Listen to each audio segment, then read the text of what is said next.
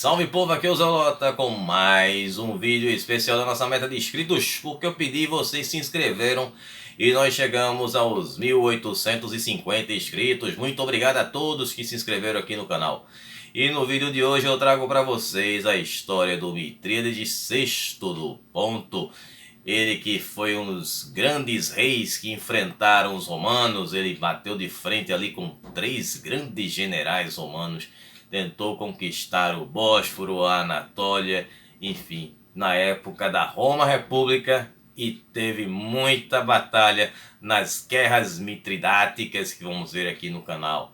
Mas antes de eu começar a contar essa história do Mitrídates, eu peço a vocês que dêem um tapão aqui no like, compartilha com a galera, que ajude mais o canal a crescer e valoriza muito o meu trabalho. Vocês que são novos aqui, sejam muito bem-vindos. Eu trago muito conteúdo de antiguidade. É só vocês darem uma conferida aí na videoteca do Zelota com as sagas e mini sagas que eu faço aqui no canal. Esse aqui é um especial da meta de inscritos. A cada meta de inscritos eu trago um especial para vocês. A nossa próxima meta agora é de 2.300 inscritos. Conto com vocês. Vocês podem dar sugestões de temas aqui nos comentários ou via direct no meu Instagram, @zelota, onde lá também vocês podem ficar sabendo das novidades do canal, participar das enquetes e também assistir ao meu quadro do Curta com o Zelota, onde eu faço um conteúdo extra dos vídeos daqui do YouTube, certo? Então, conteúdo extra, mas que você pode também ver antecipadamente se você for assinante aqui do acampamento do Zelota. É só clicar neste botão azul embaixo. Vídeos todas as quartas com os especiais às 20 horas e nos sábados às 17 horas com a saga bizantina, sempre com a metodologia nada ortodoxa, com muitas imagens, muito conteúdo e sem enrolação. Então vamos lá para a história do Mitrídates VI, que também é chamado de Mitrídates IV, Mitrídates o Grande, enfim, ele tem várias formas como ele é conhecido. Ele que nasceu em 135 a.C. em Sinop, que era a capital do Reino do Ponto, e fica na Turquia. Bom, seu nome vem do grego Mirdate, que significa dado por Mifra. Mifra era um antigo deus do sol iraniano. Mitrídates VI, ele era um príncipe de origem persa, né, e grega, então ele tinha essa mistura desses dois povos. Então ele alegava ser descendente de um monte de gente aí, como Alexandre o Grande, Ciro o Grande, Dário o Grande, todos os grandes aí. E também do Antípatro, que foi um dos generais de Alexandre. Sucessivamente ele também seria descendente do Antígono I e Seleuco I Nicator, ex-Seleucidas. Ele foi criado no Reino do Ponto, né, o Reino Heleno, que inclusive eu posso trazer a história desse reino depois, não trago nesse vídeo para ficar longo demais. Ele era filho mais velho do Mitrídates V, que era o rei do Ponto, e da princesa Seleucida Leódice VI, que era filha do Antíoco IV Epifânio. Bom, dei uma breve explanada sobre esse pessoal aí no vídeo sobre os Seleucidas. Bom, Mitrídates V, ele havia organizado um luxuoso banquete no seu palácio, com vários convidados. Só que nesse banquete existiam algumas pessoas que não eram conhecidas. E aí ele acabou sendo envenenado por essas pessoas. E aí acabou indo para a terra dos pés juntos. Então, depois do falecimento do Mitrídates V, a sua esposa Leódice VI, ela ficou como regente, já que seus filhos ainda eram menores de idade. E ela ficou de 120 a.C. até 116 a.C., ou talvez até 113 a.C., que foi o ano da ascensão do Mitrídates VI. Bom, o Mitrídates tinha um irmão mais novo que também era chamado de Mitrídates, só que o outro nome dele era Cresto. E aí esse irmão mais novo, Cresto, ele era o favorito da mãe. E aí o que aconteceu foi que a Leódice começou a conspirar contra o próprio filho mais velho, Mitrídates, para que o irmão mais novo, o Cresto, que fosse o sucessor, né, do reino. E aí ele acabou escapando dessas conspirações e ficou um tempo escondido. E só volta a retornar ao Reino do Ponto no ano de 116 a.C. E aí o Mitrídates, ele no ano de 113 a.C., ele é aclamado como o novo rei do Ponto. Ele estava agora um homem formado, ele era muito alto e tinha um porte físico bem avantajado, era comparado ali aos deuses gregos e tal. Além dos seus atributos físicos, ele também tinha o conhecimento de política, seu talento para estratégia e organização. O Mitrídates, assim que ele assume como rei, ele mandou prender a mãe dele e o irmão mais novo. E aí a mãe dele, Leódice, ela acabou falecendo de causas naturais dentro da prisão, e já o Cresto pode ter sido também de causas naturais, como também especula-se que ele havia passado por um julgamento e que foi condenado por traição e, na sequência, executado. Bom, aí o Mitrídates, ele se casa com a sua irmã mais nova, de apenas 16 anos, que tinha o mesmo nome da mãe, que era Leódice. Ele tinha o objetivo, no caso, a pretensão de preservar a pureza da sua linhagem e assegurar a sucessão dos seus filhos legítimos. Isso vai dar muito certo. Vamos ver lá na frente. Agora vamos ver como é que foi o início do reinado do Mitrídates. Ele tinha a ambição de tornar o reino do Ponto a grande potência do Mar Negro e da Anatólia.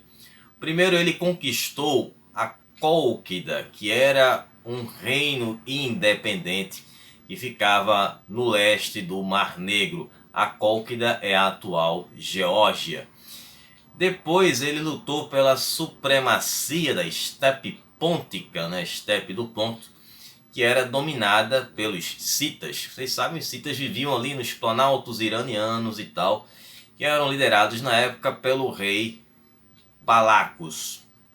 E aí o Mitrídates, ele ofereceu uma proteção a dois reinos que eram constantemente atacados pelos citas, que era o reino da Crimeia e o reino do Bósforo. Só que essa proteção custaria a independência desses reinos. Porém, eles acabaram aceitando. Os citas, eles tentaram invadir várias vezes a Crimeia, tendo ali ao lado deles os roxolanos, que era uma divisão dos sármatas, que é um povo que é de origem cita também. Eles acabaram sendo ali descendentes dos citas. Mas aí esses ataques, essas tentativas acabaram sendo frustradas pelo general Diofanto, que era um grande general do Mitrídates, e eles acabaram se rendendo ao Mitrídates, o aceitando como o senhor da estepe pôntica. E aí agora o jovem rei, ele tinha um outro objetivo, que seria conquistar a Anatólia, onde o poder de Roma estava começando a crescer.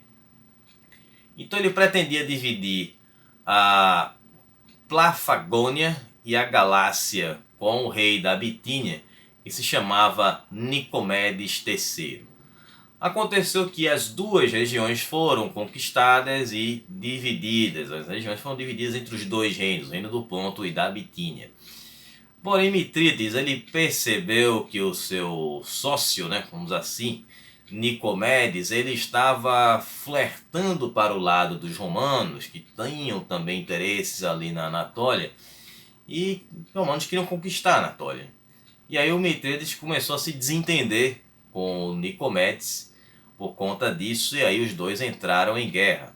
E aí o Nicomedes acabou sofrendo várias derrotas para o Mitrídates, que saiu para pedir ajuda aos romanos. Foi pedir socorro, e aí os romanos acabaram interferindo nessa guerra entre os dois por duas vezes, entre 95 e 92 a.C., deixando para o Mitrídates claro que ele só teria uma opção. Se ele quisesse conquistar a Anatólia, ele teria que passar por cima de Roma.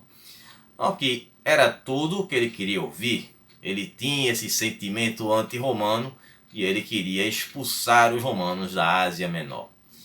E aí que nós chegaremos às guerras mitridáticas, que começaram justamente logo após esses eventos. A Bitínia agora tinha um novo rei, que era o Nicomedes IV, e esse novo rei era um fantoche dos romanos. O Mitrídates tentou derrubá-lo várias vezes, mas acabou não tendo sucesso porque sempre tinha ali os romanos para ajudar. E aí o conselho, né, do Nicomedes IV, como é que era formado por romanos, aconselhou ele a entrar em guerra contra o reino do Ponto. E foi aí que ele fez, ele declarou essa guerra ao reino do Ponto. Só que Roma estava passando por um problema, existia uma disputa interna, uma guerra civil entre o Caio Mário e o Sula, ou Sila, que eram rivais, né? E aí a coisa era séria entre os dois. E aí Roma não podia dar aquele suporte todo que ele precisaria. Só tinham 2 legiões romanas naquele território na Ásia Menor. E essas 2 legiões estavam estacionadas na Macedônia. E aí essas 2 legiões elas se uniram ao exército do Nicomedes e eles atacaram o reino do Ponto no ano de 89 a.C. Sendo derrotadas por Mitrídates, acabou que essa vitória foi espalhada por toda a Anatólia. E aí no ano seguinte, de 88 a.C., Mitrídates ele extinguiu a presença romana na Anatólia, exterminando todos os romanos, cidadãos, soldados, todos que fossem romanos que vivessem na Anatólia. Especula-se que foram 80 mil pessoas massacradas em um evento que foi chamado de Vésperas Asiáticas. Agora eu vou te falar um pouquinho aqui sobre o Reino do Ponto, só fazendo um breve parênteses aqui para a gente saber um pouco mais sobre esse reino. Bom, ele tinha uma população que ela era mista nas cidades gregas jônicas e também na Anatólia. A capital, a antiga capital, era a cidade de Amásia, que fica atualmente na Turquia, e foi alterada para a cidade grega de Sinop. E aí os governantes, eles assimilaram a cultura dos seus súditos, mostrando uma face grega para os gregos e iraniana para o mundo oriental, semelhante ao que a Zenóbia fez no reino da Palmira, como a gente viu aqui no canal. Sempre que havia uma distância entre os governantes e seus súditos da Anatólia, eles davam ênfase às suas origens persas.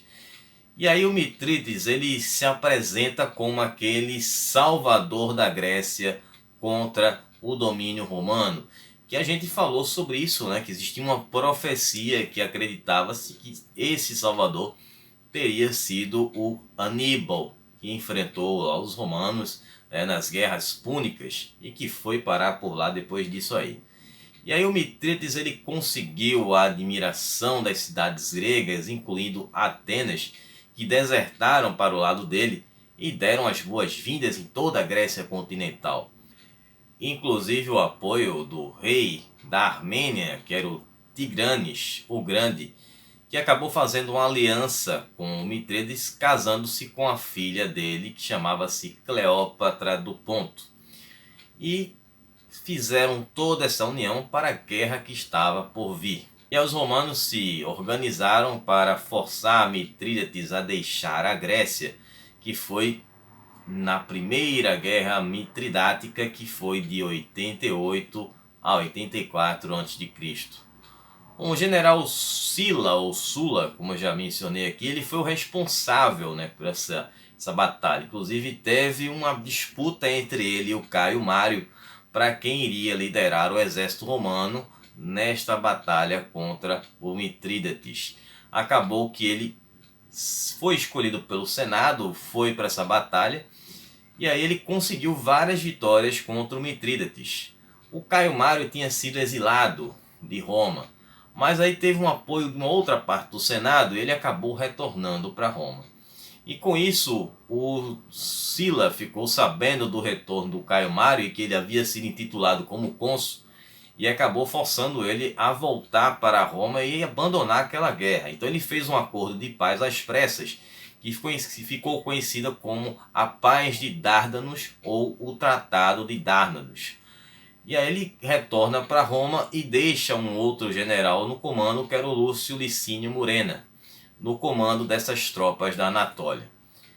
Só que esse tratado de paz acabou nunca sendo reconhecido pelo Senado. O Senado romano nunca ratificou esse tratado. Isso deu tempo para que o Mitrídates ele restaurasse as suas tropas e iniciasse com um novo ataque, que seria ali a Segunda Guerra Mitridática, que iniciou em 83 a.C. e durou até o ano de 81 a.C. O Mitrídates ele conseguiu derrotar o Murena na Batalha de Hales. E aí aconteceu que foi feito um novo acordo de paz. Só que depois Roma tentou anexar a Bitínia ao seu território, levando Mitrídates a atacar novamente com um exército ainda maior. E aí tivemos a Terceira Guerra Mitridática, que durou de 73 a 63 a.C. O outro general romano agora foi enviado, que foi o Lúculo, para derrotar o Mitrídates.